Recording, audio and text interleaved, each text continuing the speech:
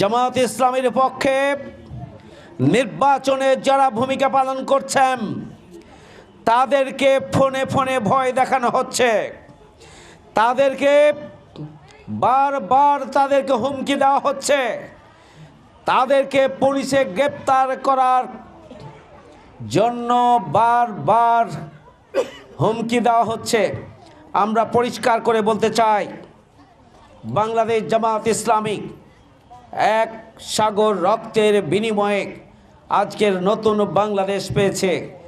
জামাত ইসলামী বাংলাদেশের হাজারো জুলুম নিপীড়ন নির্যাতনের পরেও জামাত ইসলামীকে নিশ্চিহ্ন করা যায়নি।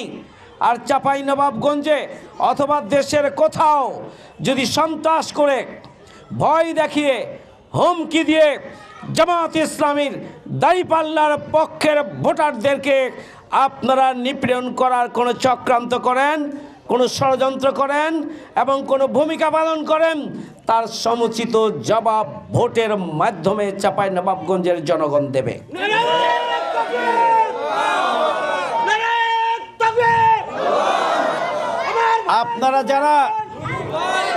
আপনারা যারা জামাত ইসলামী দাঁড়িপাল্লার পক্ষের কর্মীদেরকে ভয় দেখান,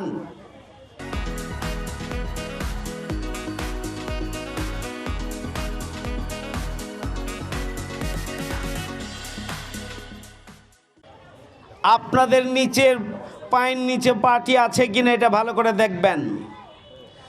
আপনারা যারা জামাত ইসলামীর দাঁড়িপাল্লার পক্ষের ভোটারদেরকে হুমকি দেন, ধামকি দেন, গ্রেপ্তারের ভয় দেখান, নিপীড়ন করার ভয় দেখান, মামলার ভয় দেখান, তাদেরকে আমরা বলবো, মামলার ভয়ে আপনারাই পালিয়েছিলেন। ওই ফ্যাসিবাদ বিরোধী আন্দোলনে আপনাদের চেহারা দেখা যায়নি। জামাত ইসলামী বাংলাদেশ দাঁড়িপাল্লার পক্ষের জনগণ কোনো রক্তচক্ষুকে ভয় করে না। দাঁড়িপাল্লার পক্ষের ভোটাররা কোনো মামলাবাজকে ভয় করে না এবং কারো রক্তচক্ষুর কাছে তারা মাথা নত করতে জানে না এবং তারা মাথা নত করবে না। সুতরাং এটা আপনাদের ভুল রিডিং।